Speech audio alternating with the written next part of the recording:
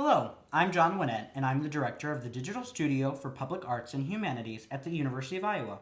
And I'm Bridget Draxler. I'm an assistant professor of English at Monmouth College. For the past several years, we have collaborated on a pair of linked interdisciplinary research projects that invite undergraduate students to conduct local research.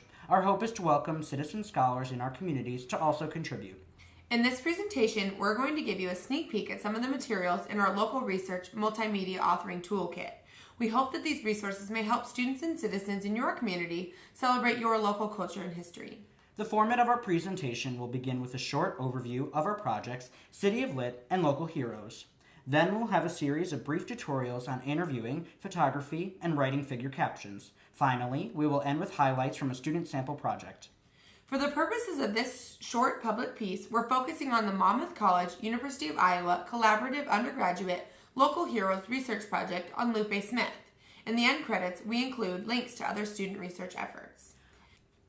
Our roundtable scheme within Prezi is a way to visualize the values that drive our research as a democratic, reciprocal process of exchange between our universities and community partners. In conjunction with the 2008 award for a World City of Literature designation by UNESCO to Iowa City, we began work on an iPhone app to celebrate the city's rich literary history and culture. The iPhone had come on the scene a year before and was well on its way to radically increase the use of mobile technologies and create new possibilities for innovative pedagogy and scholarship. A team of 10 researchers from the departments of Art and Art History, Computer Science, English, Library and Information Science, and the Virtual Writing University worked on the development for 18 months in a collaborative effort between faculty, staff, graduate students, undergraduate students, and community members. Material for the app was drawn from various places at the university and community: the University Library Special Collections, the Iowa Writers Workshop, and an archive of recordings in the International Writing Program, among others. The app features a daily quote, multimedia biographies, and constantly updated news and events. Pins on a map highlight significant literary locations across town. Undergraduate researchers played a major role in developing content for the app, working in teams to write multimedia biographies of local writers with whom they, in many instances, had the opportunity to speak with firsthand. Students also found resources in the university archive, photographed literary locations around town, and geotagged the photos into the map of Iowa City. In fall 2012, with a consultative support from City of Lit team, Local Heroes was launched in Monmouth, Illinois, in collaboration with Monmouth College, a small residential liberal arts college. Undergraduate researchers researched and wrote multimedia biographies of Monmouth residents who have contributed to the vitality of the city.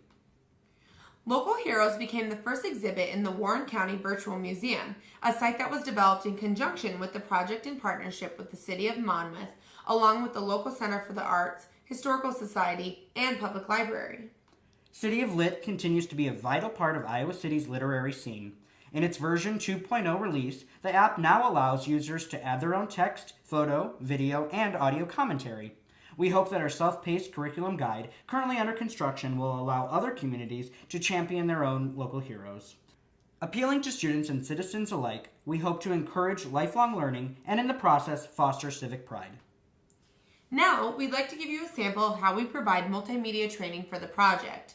The exercise we'll be leading you through today is a condensed version of lessons that would more typically stretch over multiple class sessions. From the first day of class on, we begin talking with the students about interviewing. We ask students to partner up and spend 10 minutes trying to get a sense of their partner's background, interests, professional activity, hopes and dreams, concerns, and issues. Students talk with each other about what keeps them up at night, the book they're reading, the accomplishment they're most proud of, their most abject failure, projects in the works, and goals for the year ahead. As educators promoting civic engagement and public scholarship, we think a key element of research is the building of trust among stakeholders. Not surprisingly, this applies to dialogue and interviewing as well. Whether our students are interviewing literary figures or local heroes, we borrow a page from the Journalism Handbook, encouraging them to get basic information from which to build the conversation. Generally, we think the simplest questions can lead to the most interesting answers. Ultimately, we encourage students to ask questions that can open the door for stories and anecdotes. A discussion of the suggestions here also lead to a number of teachable moments about the role of citizenship, participation in community, and social interaction. The interview is an opportunity for holistic student growth as learning how to have a conversation with someone and how to be a good listener is valuable academically, professionally, and personally. We talk with students about the interview as a good example of the kind of give and take that is essential for this kind of work. We talk with students about the necessary improvisational nature of the interview and how being open-minded can lead the interview to new and interesting places they might not have expected. Here are two brief excerpts from student interviews, the first with an HR director at a pork processing plant in Monmouth, and the second with the director of the Buchanan Center for the Arts, both talking about Lupe Smith, the local hero you'll learn more about later in the presentation. And I think she made a huge impact on our community by actually helping people get established and settle in Monmouth. Years ago, we did not have much diversity in our community, and I think her impact was to help the Hispanic population come here, get settled in homes, get acclimated to our school systems, and help them to get paperwork to get them authorized to work and live in this country. When I would be visiting my grandmother, Lupe would come sometimes to visit, and I just remember this really lovely, kind of exotic woman with these fantastic tortoiseshell combs in her hair and mantillas, and just a lot of energy and vibrancy and kind of a life force. I have very strong memories of her kind of in that capacity.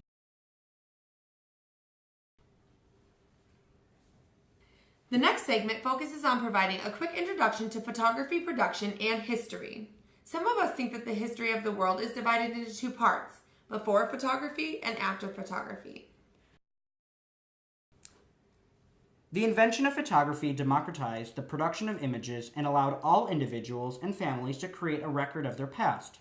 With the development of point-and-shoot cameras in 1888, with the development of the Kodak Brownie camera, and now in the digital smartphone era, everyone can play a role in documenting their lives in society. Photographs are among the richest, most complex objects culture has produced. They can reveal a wealth of information about the subject, the photographer, and the cultures they populate. Photographs in the exhibit include both family photos, like the one from the Smith family on the left, and photographs taken by students, including the one of Lupe Smith's house on the right. Each photograph has a certain heroic quality. Each photograph is a unique and exclusive of all other moments in time and all other views. Choices about what's included and not included in the frame are profound. We invite students to honor the moment of recording and to bring it to all their social, creative, intellectual, and emotional skills. 3 key ideas we present to students include the following. First, composition, how you fill the frame. We encourage students to try a few different approaches, get a little closer or further away from the object, and to think about how the background or environment add texture and meaning to the pictures. We also encourage them to have the subject look into the camera and away. Second, we talk about connections. It takes intentional effort to build a connection with your subject and then to think about how to best express the sense you've gotten of your subject from the interview. Finally, lighting. Ultimately, all cameras can do is record light. How does the lighting, indoor, outdoor, fluorescent, or lamp, affect the mood and meaning of the picture?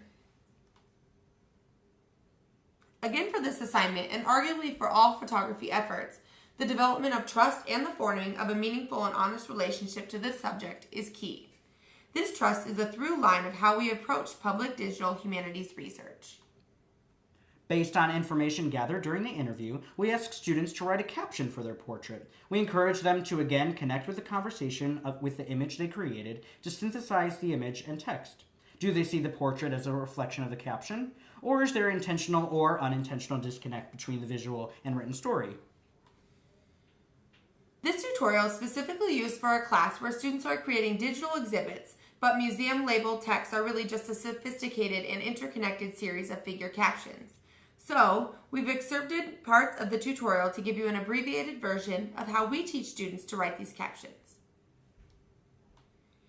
These are the 3 main lessons about figure captions. First, captions are informative. They should provide visitors with the context necessary to understand an object. Next, captions are interpretive. They say more than what something is. They say what something means. And third, captions are narrative. They connect objects in the exhibition, putting them in conversation to tell a central story. This is a great opportunity to talk with students about audience because their work has a real audience, and we can tell them that if audiences feel bored, overwhelmed, or confused, they are unlikely to value the exhibit or return. Students practice doing a kind of audience inventory, and we work on tailoring their writing to that audience. One important part of our philosophy of civic engagement is building community in the classroom. Students work not only with their own groups, but also between groups to do multiple peer workshop sessions, helping each other polish their writing and design their project.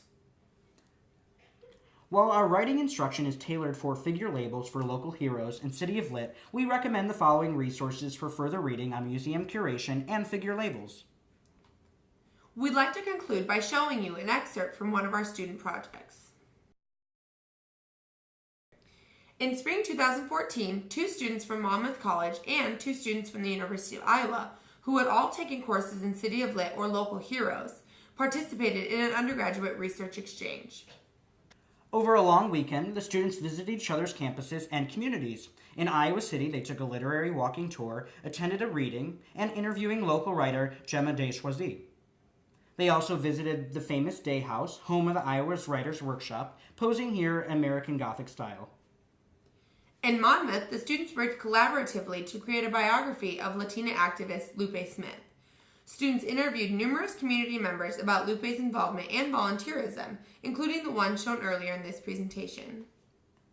Students also studied Memories, an autobiography that Lupe wrote for her children, telling stories of growing up in a boxcar outside Monmouth.